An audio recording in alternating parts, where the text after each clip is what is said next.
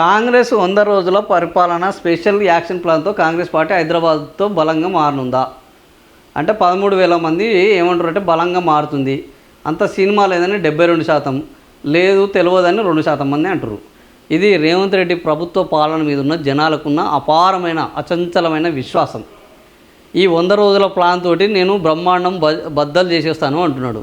తెలంగాణను ఇట్లా అభివృద్ధిలో అగ్రస్థానంలోకి తీసుకెళ్తా అంటున్నాడు. 2.5 ఏళ్లలో చేయలేంది 99 రోజులలో చేస్తుంటున్నాడు. మళ్ళీ ఏమన్నా లాస్ట్ 99 రోజులు అంటే అదేం కాదు, ఏదో లాస్ట్ ఓవర్లలో 4 బాళ్ళని ఖచ్చితంగా 2 సిక్స్లు కొడితే గెలుస్తుంది అనుకుంటే ప్రయత్నిస్తే గెలవచ్చు. ఇది అట్లాంటిది కాదు. ఇంకా 2.5 ఏళ్ళు ఉన్న సమయం. ఈ 2.5 ఏళ్ళ సమయం ఉన్నప్పుడు ఈ 100 రోజుల యాక్షన్ ప్లాన్ దేనికి?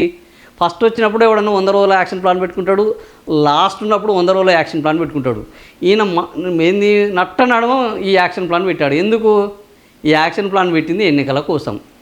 ఈరోజు అదే మనం ఇంతకుముందే మాట్లాడుకున్నట్టు మళ్ళా రిబ్బన్లు కట్ చేయాలి, కొబ్బరికాయలు కొట్టాలి, శంకుస్థాపనలు చేయాలి, ప్రచారం చేసుకోవాలి, మళ్ళీ నమ్మించాలి, మాయమాటలు చెప్పాలి, ఎన్నికల్లో లబ్ధి పొందాలి. ఆ తర్వాత ఓడమల్లన్న బోడమల్లన్న వ్యవహారం. అందుకని జనాలు కూడా ఇది అర్థమైపోయి ఏం చేస్తున్నారు, అయ్యా నీ వల్ల మాకు ఏం జరుగుతుందో తెలుసు కాబట్టి నీకంత సినిమా లేదు, ఈ 100 రోజుల నీ స్పెషల్ యాక్షన్ ప్లాన్ తోటి ఏం అయ్యేది లేదు పోయేది లేదని 72% మంది చెప్తున్నారు.